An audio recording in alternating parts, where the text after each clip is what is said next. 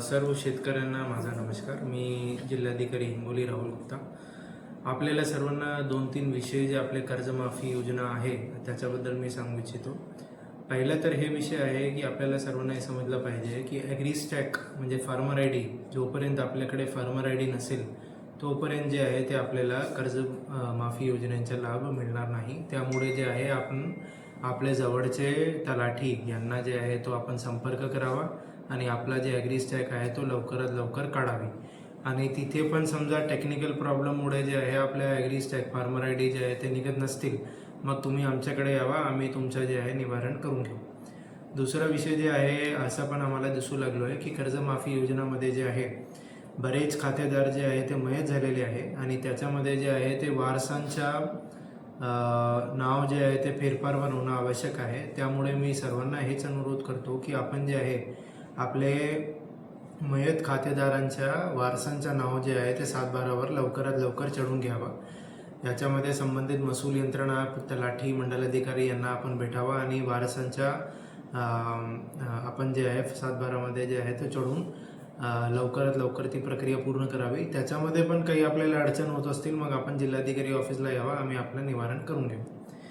तिसरा विषय आहे की आपण बरेच शेतकरी जे आहे तो बँकेमध्ये आता जाऊ लागलो आहे की भाई आपल्या कर्जमाफीची जी लाभ आहे तो कधीपर्यंत मिळणार आहे, कधीपर्यंत जे आहे त्याचा क्रेडिट होणार आहे, ते आपण जे आहे ते काळजी करू नका. आपण फक्त याच्यामध्ये बँकेकडे जाऊन आपली EKYC करून आपल्या जे डिटेल्स आहे तो चेक करावा आणि डिटेल्स चेक करून जे आहे आपण एकदा खात्री केली की मग हे विषय सर्व बरोबर झालेले आहे की मग आपण जे आहे आपण शासनाची जी आहे प्रक्रियाची वाट बघावी आणि शासन जे आहे प्रक्रिया पूर्ण करून आपल्याला जे आहे ते नक्कीच कळवेल की भाई आपल्या जे आहे आता लोन जे आहे ते माफी झालेलं आहे.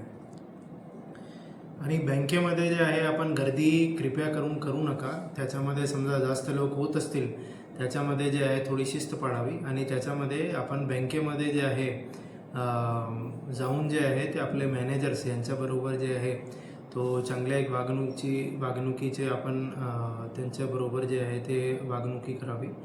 त्याच्याबद्दल जे आहे कोणी आपल्या बँकवाला आणि किंवा कोणी आपल्या दुसरा माणसं जे आहे आपल्याला प्रतिसाद देत नसतील मग आपण जे आहे थेट जिल्हाधिकारी ऑफिसला यावा. आम्ही आपली जी तक्रारी आहे त्याचे निवारण आम्ही लवकरात लवकर करून घेणार आहे.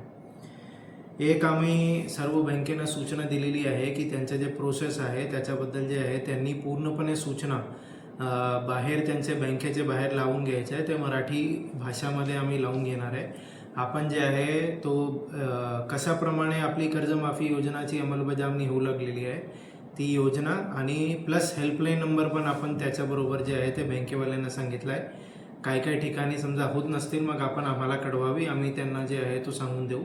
परंतु कृपया करून जे आहे ते आपण बँकेमध्ये जाताना जे आहे ते जास्त हळबडी करू नये. आपण जे आहे आपला लाभ जे आहे आपल्याला मिळणारच आहे त्याच्यामध्ये आपण ते बँक जे मॅनेजर असतो किंवा जे कर्मचारी असतो त्यांच्याबरोबर जे आहे ते चांगल्या प्रमाणे सहभाग ठेवावी.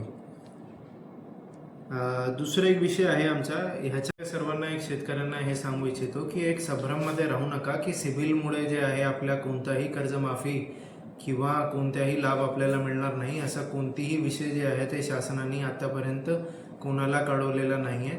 आपल्याकडे जे काही असेल आपल्या कर्जमाफी असेल, आपल्या जे शासन निर्णय आहे शासन निर्णयानुसार आपल्या पात्रता होत असतील मग आपण पात्र होणार आहे, पात्रता होत नसतील मग अपात्र होणार आहे. परंतु सिबिलच्या याच्यामध्ये कोणत्याही भाग नाही आहे. मग आपण सिबिल किंवा असे कोणी संभ्रम आपल्याला करत असेल त्याच्यामध्ये जे आपण विश्वास करू नका. धन्यवाद.